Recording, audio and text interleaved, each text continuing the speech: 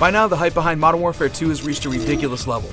Ever since it was first announced, fans wondered if it could best the almighty Call of Duty 4, the game that a lot of people consider to be the best in the series. Well, we've seen all the commercials, the trailers, and the leaked footage. Now it's time to talk about the final game. Modern Warfare 2 is here, and it's ready to blow you away.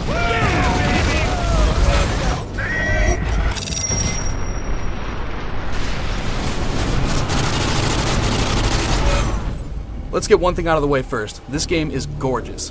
The graphics are a substantial leap over Call of Duty 4, with even the multiplayer visuals trumping the single-player offering from last time around. The levels are filled with more detail and effects, both single-player and multiplayer levels showcase a larger emphasis on height and terrain variation, and the open environments themselves are beautiful. Unfortunately, as slick as the graphics are, the game does have some presentation issues, especially when it comes down to single-player story. A lot of people may be disappointed to learn that it's short, and I mean really short. On regular difficulty, I was able to beat it in just under 5 hours, with an additional hardened playthrough taking about 6.5. As far as the campaign itself, I personally had a great time from start to finish, but the way the game tells its tale does have quite a few problems. There are a ton of awesome action scenes and classic moments, and with some obvious inspiration taken from classic action films, it feels like a highlight reel of frontline warfare. However, while there seems to be a new piece of technology or mission-exclusive gameplay element at every turn, it feels almost like Infinity Ward came up with a laundry list of cool stuff they wanted to add into the game, and then worried about the story to connect it. You'll get a lot of familiar faces, but it's definitely an over-the-top plot that'll have you checking your brain at the door, and you're going to have to extrapolate the story for yourself. Single player is still a blast, but it's not going to live up to the legacy that Call of Duty has created.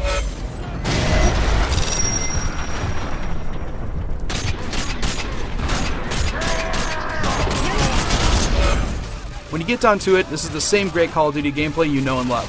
Thankfully, they've done away with a lot of the issues too, such as running into enemies that are infinitely respawning until you move forward, and those annoying where do I go moments that COD4 often had. Your computer-controlled comrades can still be a little dumb at times, blocking your way through a door or cutting off your line of sight, but that's still a pretty small complaint. Most of the AI, both enemy and friendly, is much more improved over the last Modern Warfare. Single player may be short, but Spec Ops is an awesome mode. There are basically 23 standalone missions that can be played in single player or co-op, though I definitely recommend finding a friend. 80% of these missions are actually inspired from the single player campaign, but there are a couple co-op only missions that are particularly cool. One mission will have a player piloting the AC-130 in the sky while escorting his buddy through a military outpost during nightfall, and it's epic to say the least. Infinity Ward has also confirmed that new Spec Ops missions will be available via DLC, so there's a lot of potential for expansion in this mode. And of course, there's also multiplayer, which is hands down the biggest part of this game.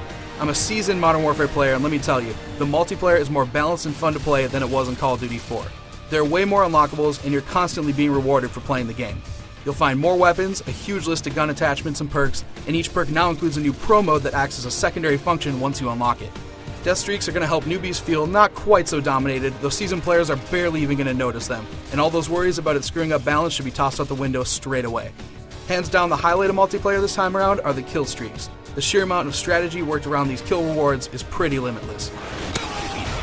Along with delivering on the game's overall balance, Modern Warfare's multiplayer venues are extremely impressive. The new game modes rock, and racking up kills is ridiculously addictive. As far as I'm concerned, the Modern Warfare series has again set the bar for online shooters.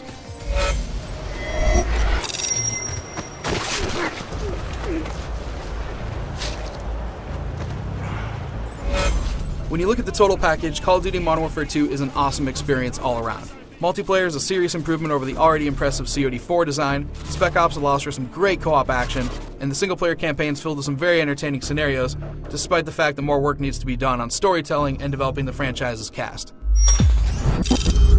If you're grabbing Modern Warfare 2 as a single-player package only, you've been forewarned. For everyone else, Infinity Ward's latest epic is a must-own offering. To see more on Modern Warfare 2 and to check out my full written review, head on over to IGN.com.